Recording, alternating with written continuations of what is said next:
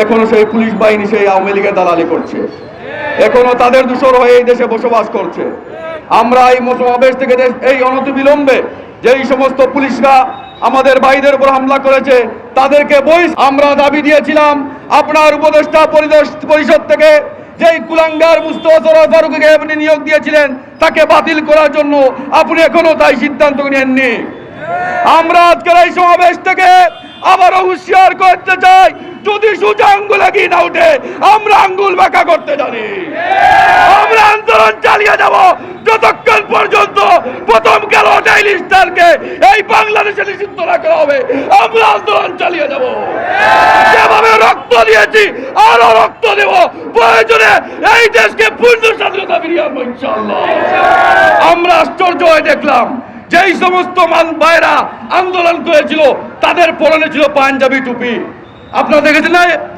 তারা মনে করে পাঞ্জাবি টুপি এদেশে থাকতে পারবে না, কিন্তু আমরা জানিয়ে দিতে চাই পাঞ্জাবি টুপির কারণে এই দেশে এখনো ঠিকই আছে। আর তাহলে আপনারাও বাপ পেতেন না।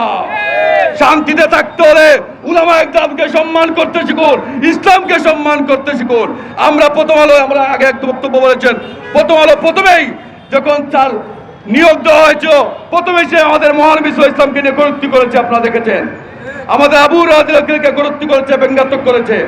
তার পাশাপাশি যতদিন আছে বাংলাদেশে, যতদিন কার্যক্রম চালিয়ে যাচ্ছে, সে আওয়ামী লীগের দালালি করে গিয়েছে, এখনো সে আওয়ামী লীগের দালালি করতে যাচ্ছে, ইন্ডিয়ার দালালি করতে যাচ্ছে। আমরা এই সমাবেশ থেকে হুঁশিয়ার করে দিতে চাই, আর দালালি চলবে না, পিঠার চামড়া তুলে দেওয়া হবে। যদি এদেশে আপনারা আপনাদের পত্রিকা চালাতে চান, অবশ্যই এদেশের মা মাটি মানুষের ভাষায় আপনাদেরকে কথা বলতে হবে। আপনার দেহ থাকবে বাংলাদেশে আর আত্মা থাকবে দিল্লিতে, এদেশের সাধারণ জনতা এটা মেনে নিবে না। বিশেষ করে আওয়ামী লীগ চক্রান্ত করে করে গাড়িতে গাড়িতে করে লোভ দেখিয়ে দেখিয়ে মানুষকে ঢাকায় নিচ্ছে। আমাদের কাছে গোয়েন্দা রিপোর্ট আছে, ওই পুলিশ বাহিনী শাপলা চত্বরে শত শত আলেম উলামাকে হত্যা করেছিল।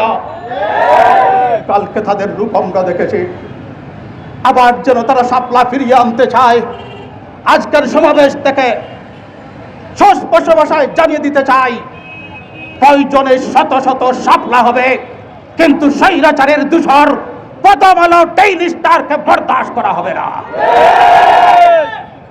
আমরা যারা জীবন দিতে জানি, যারা স্বৈরতন্ত্রের বিরুদ্ধে দীর্ঘ 17 বছর যাবৎ রাজপথে রক্ত দিয়েছে, যারা রক্ত দিতে জানে, তারা স্বৈরাচারের সাথে কখনো আপোষ করতে পারে না।